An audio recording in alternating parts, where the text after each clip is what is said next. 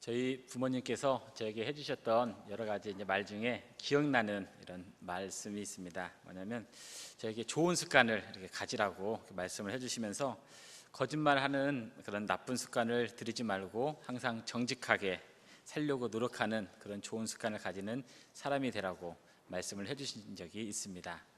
또 학교에서는 선생님께서 이런 말씀을 해주셨습니다. 학교에서 배우는 그 지식도 중요하지만 사회에 나가서 정말로 사회생활할 때 중요한 것이 있다. 그것은 바로 신용이라고 이렇게 말씀을 해주시면서 신용을 쌓는데 열심히 노력하며 신용을 잃는데 조심하고 항상 신용에 대해서 관심을 잘 가지라고 이렇게 말씀을 해주신 적이 있습니다. 또 하나님은 또 우리에게 십계명을 통해서도 우리가 해야 될 일과 하지 말아야 될 일을 두 가지로 이렇게 말씀을 해주셨습니다. 해야 될 일은 하나님을 공경하고 하나님을 사랑하고 부모님을 공경하는 일을 우리가 해야 되고, 또 우상 숭배나 남에게 피해를 주는 것을 하지 말라고 십계명은 우리에게 가르쳐 주고 있습니다. 오늘 우리가 읽은 이 말씀도 하나님께서 성도들이 해야 할 일과 하지 말아야 할 일들을 우리들에게 소개해 주고 있습니다. 본문은 우리가 해야 할 일은 우리가 하나님께 대한 찬양을 하라고 우리에게 가르쳐 주고 있습니다. 또 하지 말아야 할 일은 이스라엘 과거 역사를 통해서 우리가 하지 말아야 할 일을 우리에게 가르쳐 주고 있습니다. 그러면 먼저 우리가 하나님께 찬양을 올려드려야 할 이유를 다 같이 한번 살펴보도록 하겠습니다. 3절에 있는 말씀입니다. 여호와는 크신 하나님이시요 모든 신들보다 크신 왕이시기 때문이로다. 아멘. 여호와는 크신 하나님이시요 크신 하나님이시기 때문에 우리가 하나님을 찬양해야 된다고 3절 말씀은 우리에게 가르쳐 주고 있습니다. 크신 하나님을 시편에서는 어떻게 표현을 하고 있냐면 4절과 6절에서 창조주 하나님으로 기록하고 있습니다. 하나님은 이스라엘 백성들이 밟고 있는 그 땅을 창조하신 분이라고 설명하고 있습니다. 산들의 높은 것도 하나님의 것이고, 또한 바다도 육지도 하나님께서 지으시기 때문에 하나님은 크신 하나님이라고 시편 기자는 우리에게 가르쳐 주고 있습니다. 이처럼 천지를 창조하실 수 있는 하나님은 능력이 많으신 분이십니다. 하나님의 능력은 온 세상을 조성하시고 붙드시는 힘을 가지고 계십니다. 하나님의 능력은 바다 깊은 데에서부터 산 꼭대기에 이르기까지 능력이 가득합니다. 하나님의 능력이 미치지 아니하는 곳이 하나도 없을 정도로 온 세계는 하나님의 능력 가운데 가득 채워지고 있습니다. 또 하나님의 능력을 찬양한 사람이 있습니다. 모세의 누이 미리암이 출애굽기 15장에서 하나님의 능력을 찬양을 합니다. 홍해를 가르고 이스라엘 백성들을 구원하신 하나님을 미리암은 찬양을 하고 있습니다. 애굽의 말과 병거를 이기신 능력의 하나님을 찬양을 하고 있습니다. 미리암이 손에 소고를 잡으며 능력의 하나님을 찬양하고 있는 것을 우리는 알 수가 있습니다. 또 하나님의 능력이 베들레헴의 작은 목장에서 일하는 다윗에게도 나타났습니다. 집안의 막내로 인정받지 못하고 양을 쳐야만 하는 그런 생활 가운데 있었습니다. 형들도 아버지조차도 관심을 가지지 않았던 다윗의 인생이었습니다. 그런 다윗에게 하나님의 능력이 함께하면서 다윗의 삶에 변화가 일어났습니다. 그 작은 소년 다윗이 큰 골리앗을 이기는 역사를 경험하게 되었습니다. 또 이름도 없는 목동, 작은 시골에 있는 목동이 이스라엘 왕이 되는 그러한 영광을 누리게 되었습니다. 이 모든 것이 하나님의 능력 때문에 다윗이 그 목동에서 이스라엘 왕이 되는 역사를 이루게 되었습니다. 우리들의 삶 가운데서도 하나님의 능력을 혹시 경험한 적은 있으십니까? 우리가 생활하면서 풀기 어려운 문제들이 있습니다. 우리 인생 가운데 패배감을 느끼는 경우도 있습니다. 실패감을 느꼈을 때도 있습니다. 그럴 때 우리의 그 실패나 패배감이나 어려운 문제를 누가 풀어주고 누가 해결해 주셨습니까? 바로 우리들이 잘 알고 있는 능력의 하나님께서 그런 모든 문제를 해결해 주셨습니다. 그래서 많은 사람들이 어떤 분은 풀기 어려운 문제 가운데서 주저앉아서 능력의 하나님을 경험하지 못하고 있는 분들도 있습니다. 패배나 실패에 주저앉아서 아직도 그 수렁에서 허우적거리며 능력의 하나님이 있는지 없는지 의심하는 사람들도 있습니다. 그러나 능력의 하나님은 우리가 원하는 곳에, 우리가 손을 내미는 곳에 항상 우리에게 찾아오셔서 우리를 이끌어 주시고 우리에게 힘을 주셔서 우리가 하나님의 능력으로 다시 회복되고 살아갈 수 있도록 우리를 도와주십니다. 또 하나님의 능력은 우리를 죄에서 구원해 주시는 능력이 있으십니다. 어떤 분은 가족의 건강 때문에 문제가 생기면 하나님을 찾습니다. 또 어떤 분은 경제적인 문제가 잘 해결되기 위해서 하나님 앞에 나옵니다. 질병으로 고통스러울 때도 어떤 분은 어김없이 하나님 앞에 나오게 됩니다. 자녀에 대한 미래와 소망을 위해서 문제를 가지고 하나님 앞에 나옵니다. 이처럼 여러 가지 문제들이 있고 힘들고 어려울 때 하나님을 찾는 이유가 무엇입니까? 우리 성도님들은 어려운 문제가 있을 때 왜 하나님 앞에 나와서 기도하며 하나님을 찾으십니까? 그것은 하나님의 능력이 우리들의 모든 문제를 온전하게 해결해 주실 것을 믿기 때문에 우리는 모든 문제가 생기고 어떤 어려움이 생기더라도 능력이 하나님 앞에 나오게 됩니다. 능력이 하나님 앞에 나왔을 때 하나님께서 해결해 주지 못한 문제가 있습니까? 하나님께서 힘들다고 외면한 문제가 있습니까? 아무도 없습니다. 능력의 하나님은 우리의 모든 문제를 해결해 주시고 모든 문제를 온전하게 풀어주실 분이 바로 우리가 믿고 고백하는 하나님이십니다. 그 하나님의 능력이 우리들을 웃음 가운데로 우리들을 웃게 만들어 주셨습니다. 하나님의 능력으로 우리가 전에 웃고 즐겁게 걱정을 내려놓았던 분명한 일이 역사가 경험을 했기 때문에 우리는 똑같은 문제, 다른 모양으로 다가오는 문제가 생기더라도 우리는 하나님 앞에 나옵니다. 왜냐하면 전에 나의 그 어려운 문제도 해결해 주셨던 하나님이 이제도 나의 문제를 분명하게 해결해 주시기 때문에 그 능력의 하나님 앞에 우리는 나오게 됩니다. 우리의 문제를 해결하시고 풍성하게 만들어 주시는 능력의 하나님을 우리는 찬양해야 됩니다. 그 하나님이 크신 하나님이십니다. 우리에게 승리의 웃음을 주시는 능력의 하나님을 우리는 찬양해야 됩니다. 우리를 형통하게 하시며 우리를 위해서 움직이시는 능력의 하나님을 우리는 찬양합니다. 하나님의 능력이 우리를 찬양 가운데로 인도하며 우리가 하나님 능력 가운데 앞에 나올 수 있도록 우리를 붙잡아 주십니다. 우리가 가지고 있는 큰 문제가 무엇이 있습니까? 다른 사람의 문제보다도 자신이 겪고 있는 문제가 가장 크게 보입니다. 자신의 아픔이 가장 크게 보이고 가족의 아픔이 가장 크게 보입니다. 그런 어려운 문제들 해결해 주신 사람이 있습니까? 없습니다. 온전하게 해결해 주지는 못합니다. 왜냐하면 사람은 능력이 부족하기 때문입니다.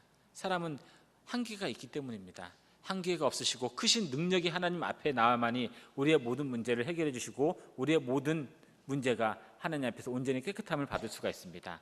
그래서 우리 동행교회 모든 성도님들이 어떠한 문제가 생기더라도 능력이 하나님 앞에 나와서 해결을 받고 능력이 하나님을 찬양하는 우리 동행교회 성도님 되기를 바랍니다.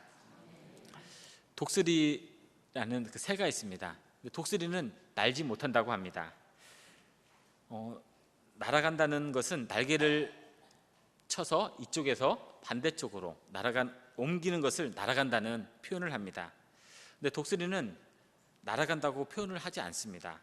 독수리는 바람의 흐름을 구별할 수 있는 능력이 있어서 바람이 불 때까지 참고 기다린다고 합니다. 그래서 적당한 바람이 불면 공중에 떠서 바람에 몸을 맡기게 됩니다. 독수리는 날개를 고정시켜서 바람을 타는 일을 하게 됩니다. 다른 새들은 폭풍을 두려워하고 폭풍 가운데서 돌아다니지 않습니다. 그러나 독수리는 그런 폭풍 이력 속에서 자신의 진가를 온전히 발휘할 수가 있습니다. 폭풍 때문에 독수리는 더 높이 날 수가 있습니다. 독수리가 높이 나르고 독수리가 더 멀리 갈 수 있는 것은 폭풍이 있기 때문입니다. 독수리 같은 우리들의 삶도 하나님의 능력을 의지하고 하나님의 능력에 도움을 받을 때 우리는 더 높이 날릴 수 있고 더 우리의 삶의 신앙 가운데서 진가를 드러낼 수가 있습니다. 우리의 힘으로 문제를 해결하고 허덕이는 그런 삶이 아니라 하나님의 능력을 받아서 그 문제를 해결을 받고 하나님의 능력으로 인해서 우리의 삶이 변화되는 것을 하나님은 우리에게 분명하게 말씀해 주십니다. 하나님의 능력을 의지해야 우리의 문제를 온전히 해결받을 수가 있습니다. 바람처럼 하나님의 능력은 눈에 보이지 않을 뿐 멀리 있지 않습니다. 하나님의 능력은 우리의 문제보다도 더 가까이 계시기 때문에 우리의 어떠한 문제도 해결해 주시는 능력이 하나님이십니다. 우리가 찬양하는 것은 우리의 곁에 있는 하나님의 능력을 크게 보는 우리의 태도입니다. 우리에게 능력 주시는 자 안에서 우리는 모든 것을 할 수가 있습니다. 우리가 능력이 많은 하나님을 찬양할수록 우리의 신앙도 거기에 맞게 성장하며 더 높아지고 더 깊어지게 됩니다.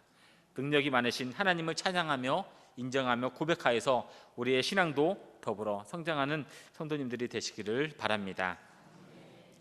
우리가 하나님께 찬양해야 할 두 번째 이유가 있습니다. 그것이 7절 말씀입니다.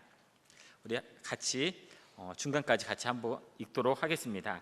그는 우리의 하나님이시요 우리가 그가 기르시는 백성이며 그의 손이 돌보는 양이기 때문이라. 아멘. 그는 우리의 하나님이시랍니다. 그는 우리의 하나님이시기 때문에 우리가 하나님을 찬양해야 된다고 성경은 말씀하고 있습니다. 우리의 하나님이십니다. 돌보시는 하나님이시라는 사실입니다. 하나님은 우리를 돌보시는 목자라고 성경은 말씀하고 있습니다. 양떼를 위해서 잔잔한 물이 흐르는 풍성한 초장을 예비해 놓으신 분이 바로 목자입니다. 뿐만 아니라 하나님은 손으로 이리와 사자와 같은 맹수로부터 우리를 보호해 주시고 지켜주십니다. 목자는 양들이 길을 잃어버리지 아니하도록 인도하며 보호해 주는 역할을 합니다. 우리는 하나님의 손안에 있는 양떼로 하나님의 소유라는 것을 우리는 기억을 해야 됩니다. 우리가 하나님의 소유가 되면 하나님께서 먹을 것과 입을 것과 안전을 책임져 주시는 것이 우리에게 있지 아니하고 주인인 목자에게 있다는 사실입니다. 하나님께서 이스라엘 백성들을 보호해 주시고 돌봐주셨던 여러 가지 일들이 있습니다. 대표적으로 하나님은 광야에서 이스라엘 백성들을 구름 기둥으로부터 더위를 막아주셨습니다.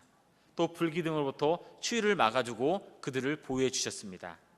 또 신명기 말씀에 이스라엘 백성들이 40년 동안 광야 생활 가운데서도 의복이 헤어지지 않았습니다.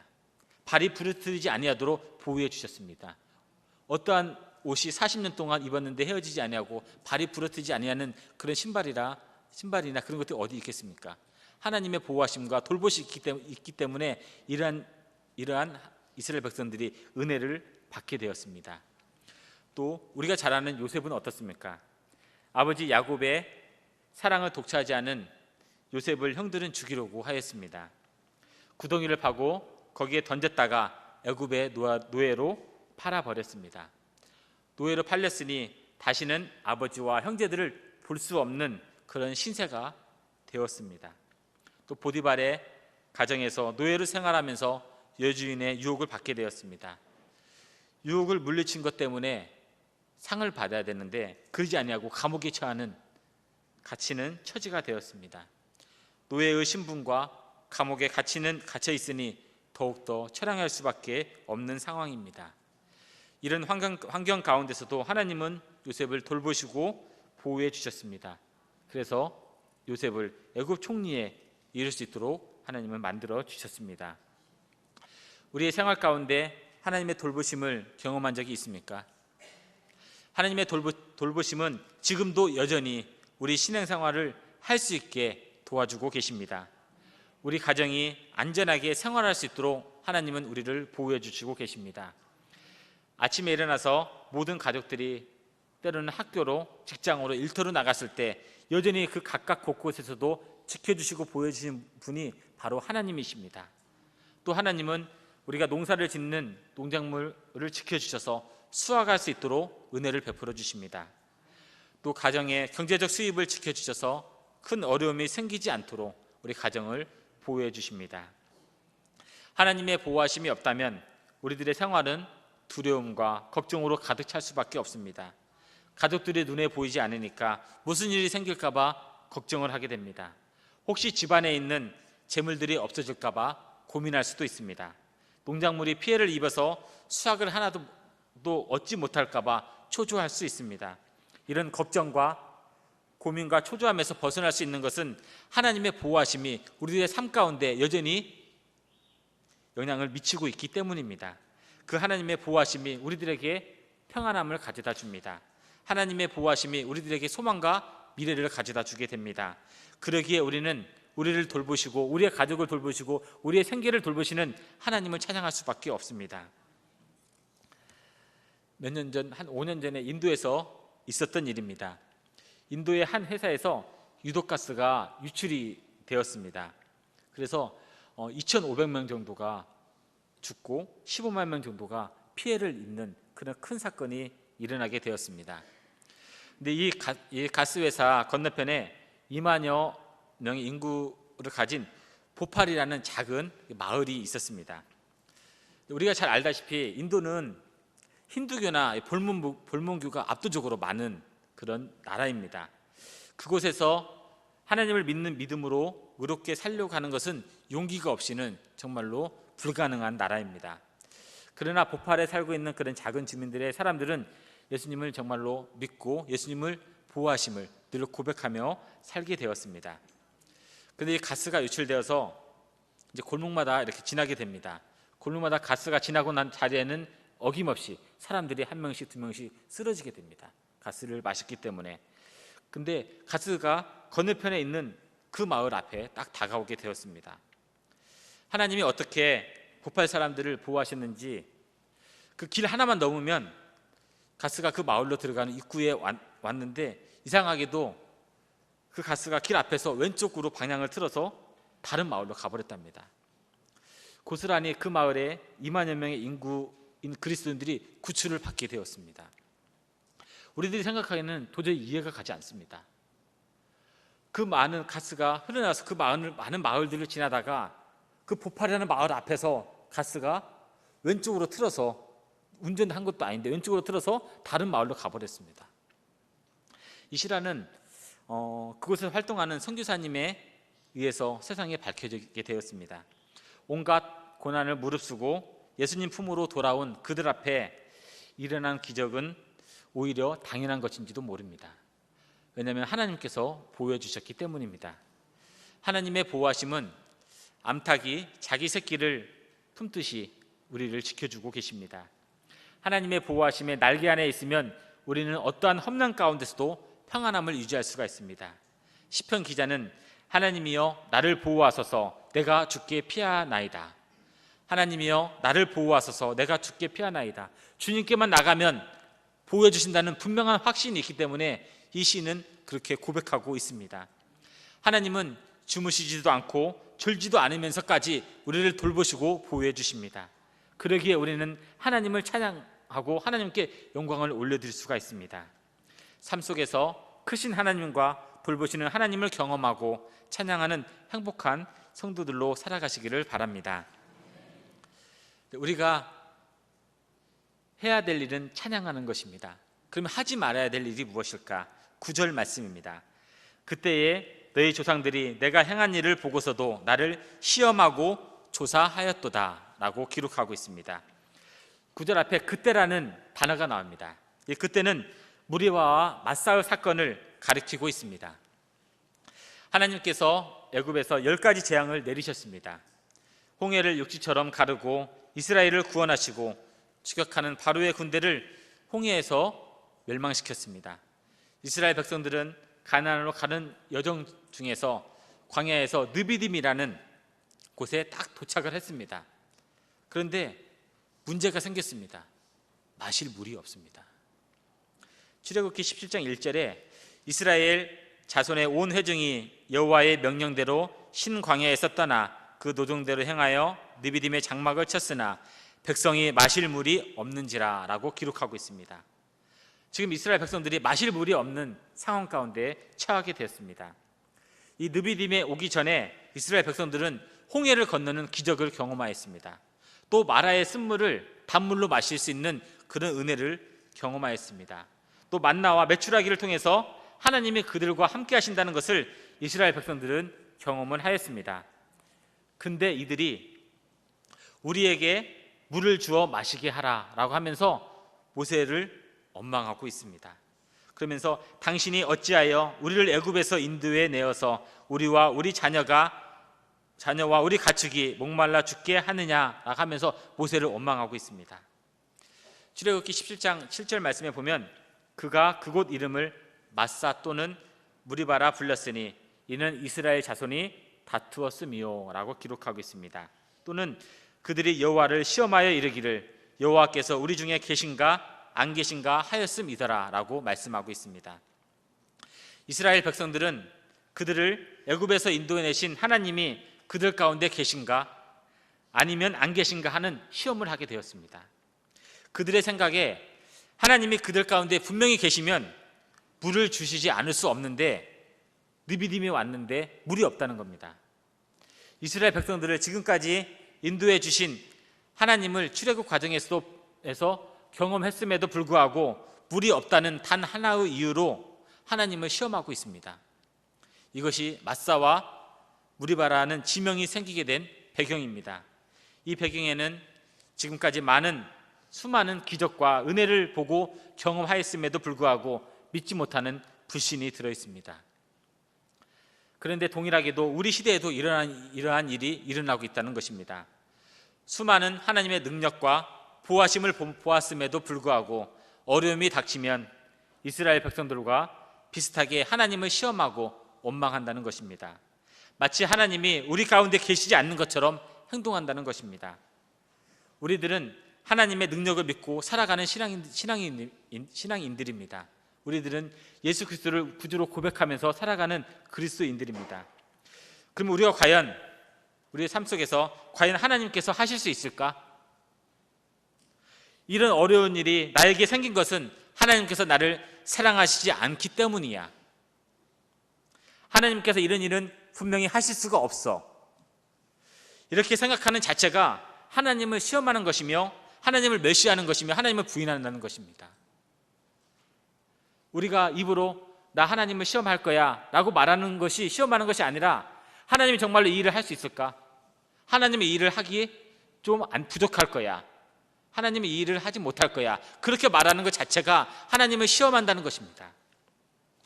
이렇게 시험한다는 것은 이런 시험을 당하는 하나님은 이것을 모욕으로 생각하신다는 것입니다. 하나님을 시험하는 자를 위해서 하나님이 어떻게 일을 행하실 수 있겠습니까? 하나님의 능력을 의심하는 자를 위해서 하나님께서 어떻게 우리의 문제를 해결해 줄 수 있겠습니까? 하나님을 시험하는 자를 위해서 하나님은 아무것도 할 수가 없습니다. 왜냐하면 먼저 시험하고 의심하고 믿지 않기 때문에 하나님이 행하는 일조차도 믿지 않고 받아들이지 않을 것입니다. 우리의 삶 속에서 어려운 일이 생길 수 있습니다. 항상 좋은 일만 생기는 것이 아니라 어려운 일이 생길 수 있습니다. 건강에 문제가 생길 수가 있습니다. 생업으로 어려울 수 있습니다. 가족으로 힘들 수 있습니다. 이런 때 하나님을 시험하고 원망하지 말고 믿음으로 기다리십시오. 그러면 하나님께서 분명히 생수를 우리 삶 가운데 부어주실 겁니다. 그래야 해서 우리 동인의 모든 성도님들의 삶에 찬양이 점점점 많아지고 시험이 점점점 줄어들어서 우리의 삶 가운데 하나님만을 온전히 영광을 돌리며 아름다운 신앙의 모습으로 살아가는 동인의 성도님들이 되시기를 예수님의 이름으로 축원합니다. 아멘. 이렇게 기도하도록 하겠습니다.